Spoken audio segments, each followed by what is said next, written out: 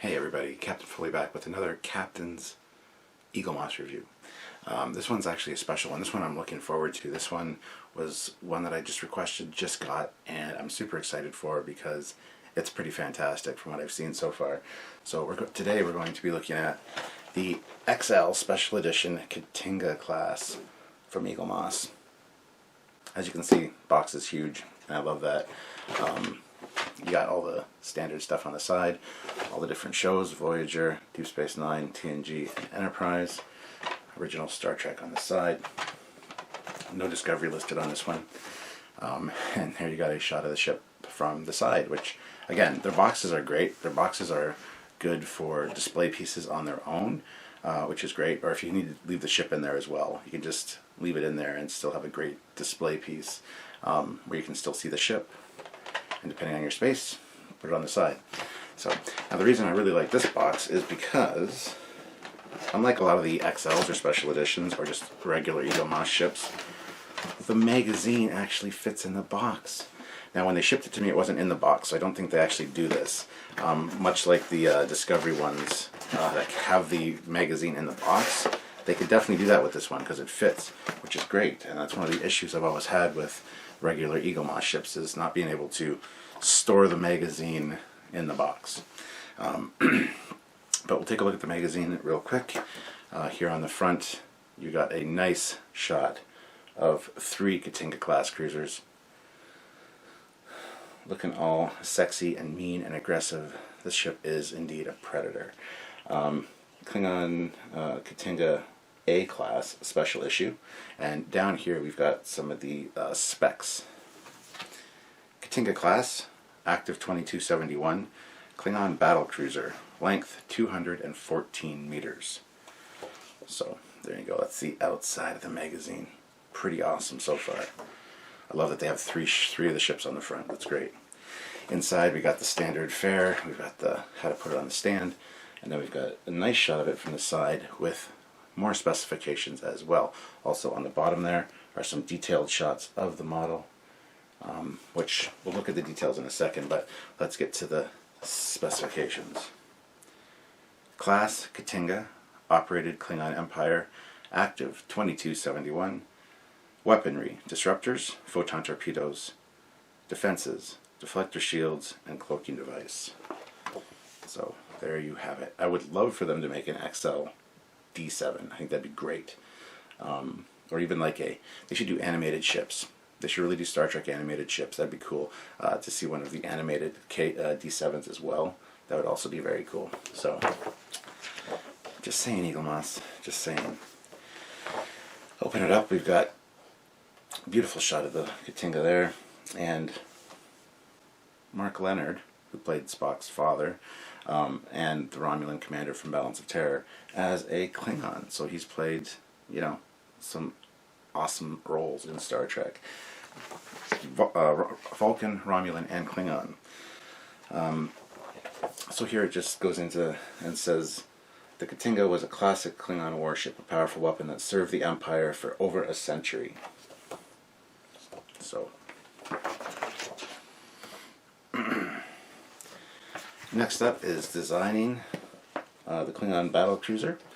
It says the Klingon battle cruiser is one of Star Trek's most enduring designs, but the producers didn't always think they needed it. So it talks a little bit about the design of the ship and Matt Jeffries' original design for the D7. Next page there you see Matt Jeffries with the original D7 model, and then a bunch of his concept art for the design. And there's some pretty fantastic designs. Some of them, like this one in particular, is actually gets translated into a Romulan ship in Starfleet battles. So yeah, there's a bunch of very cool designs. None of them are really super aggressive as far as what we finally got, which is great. But as you can see there, there's a whole bunch of really interesting designs, and I love that some of these were actually taken to be more different ships in Starfleet battles and FASA and stuff. There's even one there, it's a 4 nacelle design, which would have been very cool as well. So, there you go. Next page is more of the same. We get more design iterations, some with the nacelles on top.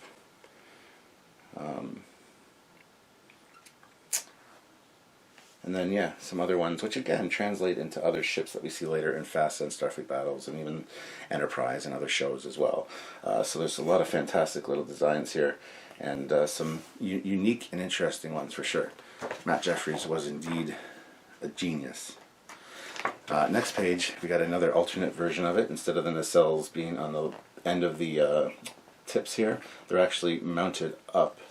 There's one that could be like on the nacelle or the strut tip, and one that could be mounted there as well. So two different variations in one picture. And then of course the final design signed off by Jeffries right down there, which again is absolutely gorgeous.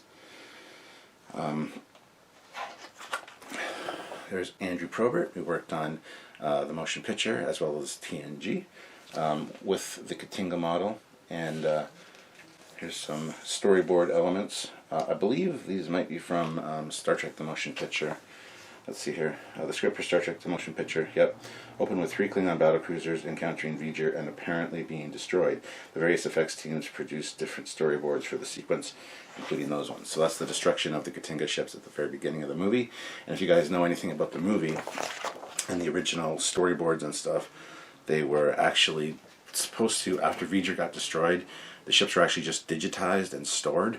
So after V'ger got destroyed, they actually reappeared and attacked the Enterprise, causing a saucer separation and the secondary hull, in fact, exploding. So that was never included in the movie, unfortunately, but there you go. So here we got some different shots of the ship. Let's see here, it says, the team at Able always wanted to increase the level of detail in the model. Probert created these images by drawing on top of photographs of the new model that Magicam built. So he just added extra details to the model, and you can see there's some very beautiful artwork there. Going to the next page, up here, again there's more of Probert's work. It actually says, Probert also produced sketches showing a variety of details. The Klingon typeface makes its debut in the film. It was never used on the wings, as Probert suggested, but did appear as graphics on the bridge. And down here, they're working on the actual model, which is huge. It's a great looking model. And that says, one of the big breakthroughs was the feather pattern that was applied to the surface. At first, this was only done with paint, but later on it became physically raised details. So this is actually a really great magazine. Lots of great photos and stuff in here, so this is worth it just for the magazine alone. Here we got a great shot of the ship. This photograph shows the battlecruiser attached to a motion control mount that would control its movement when it was filmed for blue screen work. Down here we got more shots of the model as well, some of the detailed features. And it says the finished model had to be incredibly detailed in order to stand up to close shots that Dykstra wanted to film. The original dark green paint scheme was immediately obvious on screen.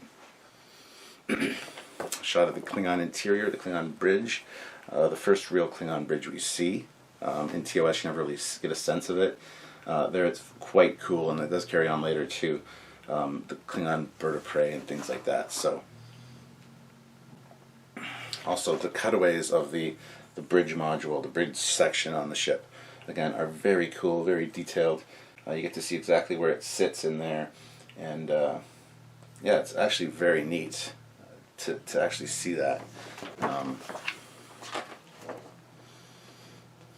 Anyway, on the next page, again, we got more of the model, the actual physical model, on the display stand there. So some really cool stuff. Right there is another shot from the storyboard of the Klingon Katingas, and it says the plan was to show that the Klingon ships had been recorded inside of V'ger. Robert McCall produced several pieces of art, including this one that showed this sequence, but the shots were eventually dropped from the film, which which is a bit of a shame, but at least we still have the artwork. And like I said, even the storyboard work for the end sequence where the Enterprise has to do a saucer separation, which we've done an episode on saucer separation, which is actually very, very interesting. So I suggest you check it out on Trekyards. So that's it for the magazine.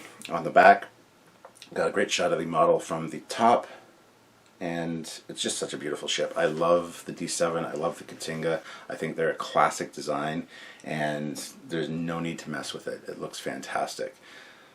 So that is the magazine. Now, I'm going to open up the box and take a look at the actual model. And again, this thing is fantastic. Here it is, and it is a big ship. As you can see, holds my head. It's bigger than my head. It's very nice. But some great detail and stuff in there, which we're going to take a look at in just a second. But such a mean-looking ship. So starting at the front of the ship, we got a great shot of the torpedo tube, which originally on the D7 was actually a deflector. And if you look at the, for example, like the Franklin Mint's D7 that they put out, you can tell it is a deflector dish. Later that of course became a photon torpedo launcher, and then around it would be the deflector, I would assume. But some great detail there, some nice windows, and again some nice raised detail. The rim of the brim of the hat, as they call it, looks great. See the nice weather detail in there. Or the window detail, not weather detail, window detail.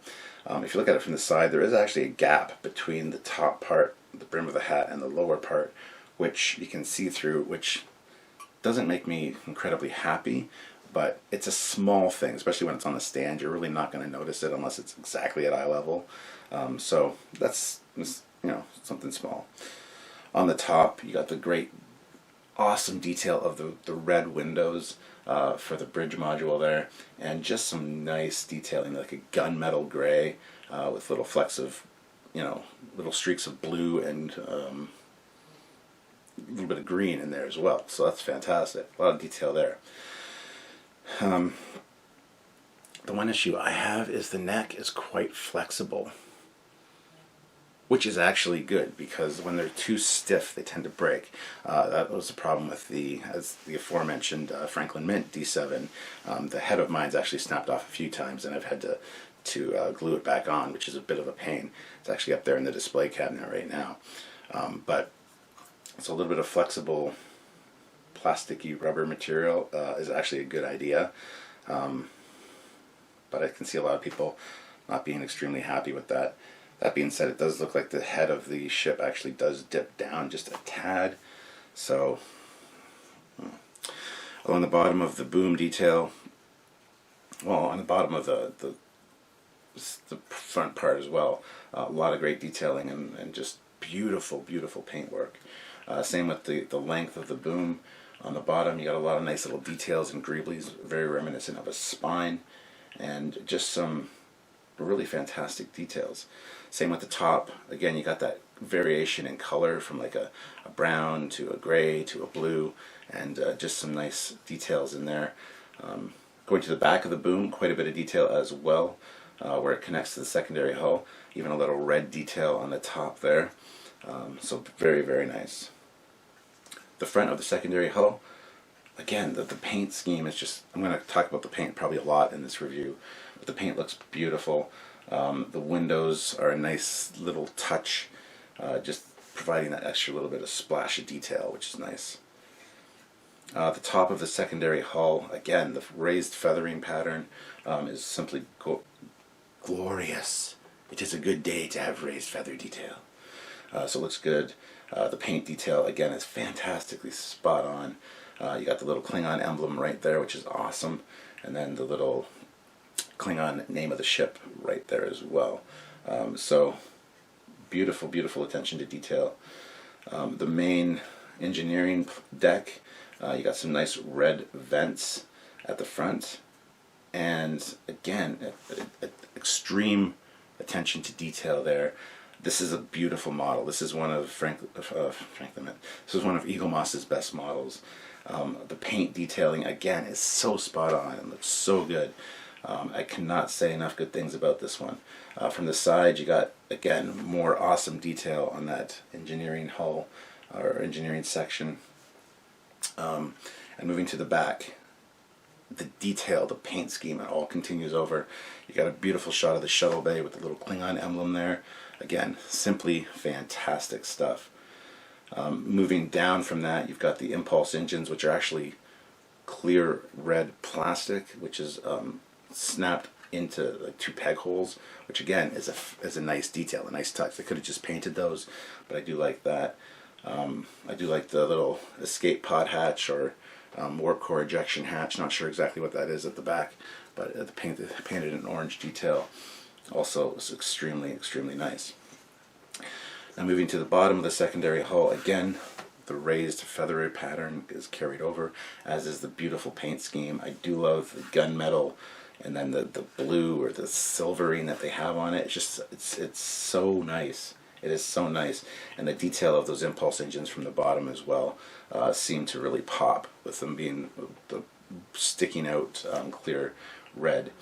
On the bottom there, again, the big Klingon emblem, which is probably the warp core ejection port at the bottom, to be honest. So I don't know what that is exactly at the back, but that is very cool. But the symbol there just looks fantastic. Moving over to the struts and the nacelles, again, that beautiful color, that painting that is carried over and looks fantastic. The details on the nacelles, again, there's a lot of little greeblies, a lot of little details on the outer and inner part of the nacelle, a little bit different on each side, which is really nice. And then that carries over to the back of the nacelle.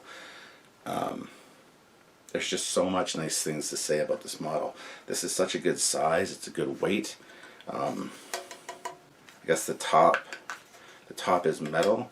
The bottom is plastic. Like I said, the boom is all plastic with a little bit of a flex to it, which is nice. I think the head, the entire head and whatever is also plastic. The nacelles, I think, might be plastic, but they also feel kind of metal. But at least the top of the secondary hull is a metal. So there it is, the great and mighty Katinga. Seen in many things from the motion picture on up to Star Trek VI, even carrying over into DS9, and even seen in Voyager in the episode Flashback.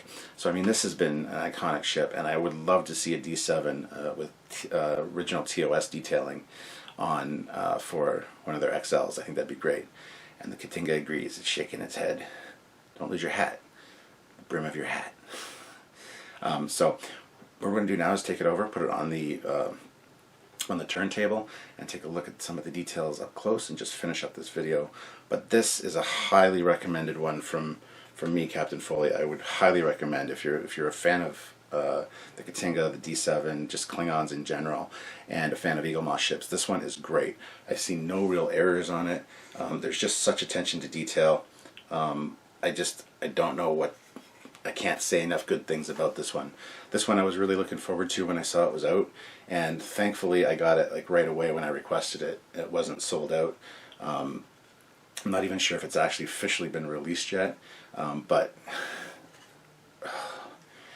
this is one you have to add to your collection. This sitting beside the XL Eaglemoss TOS Enterprise would be beautiful pieces. Even if you only get a few Eaglemoss ships, this is one that I would highly recommend. That being said, let's head on over to the turntable, put it on the stand, and take a look at it in a little bit more detail. So let's head on over there. Alright guys, so here we have it over on the stand on the turntable, and you can see just the detail in this is beautiful. And different lighting is going to give you different images of that beautiful paint job that you got. The stand has a nice wide stance, and it just slots in beautifully, so no issues there. Just some great great detailing, and as the lighting changes here from one side to another, you get a feel for how beautiful that paint job is. Like, this thing is a work of art, and I think Eaglemoss has done a beautiful job of capturing that with all the attention to detail that they've put on it. Again, just down to little name, Klingon emblem.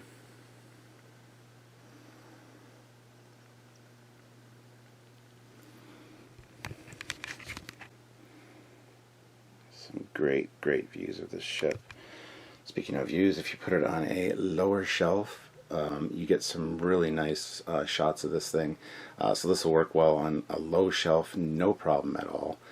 As you can see, you got that classic Klingon look. If you put it on eye level shelf, as I was talking about, again, looks really nice. You get a little bit of a problem with the being able to see through the brim of the hat there, but not a big issue. You can actually turn it to face you or whatever to get whatever look you desire there. So the head does look like it dips down a little bit because of that thin boom, but powerful looking nacelles. There's the impulse engines, and then if you put it on a upper shelf and you're going to be looking up at it, again, it's got that menacing vibe to it. Definitely a great display piece. Can be displayed from a number of different angles, and it just looks good in almost every one of them. Like, it just looks so mean and imposing that this is when they hit it out of the park, guys. I would highly recommend this. I'll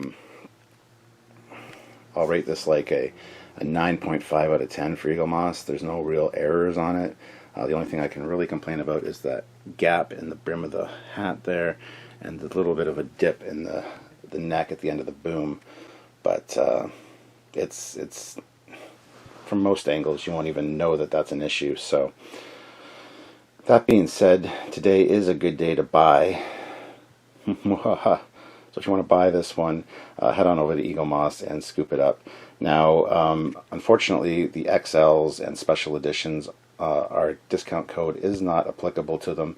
However, if you do pick up some other stuff at the same time and you're doing a checkout, you can use the link in the description below, pick up a bunch of stuff, add to your cart, and then on checkout, use the discount code Trekyards to actually save yourself 15% off orders of $50 or more, which is a pretty good deal.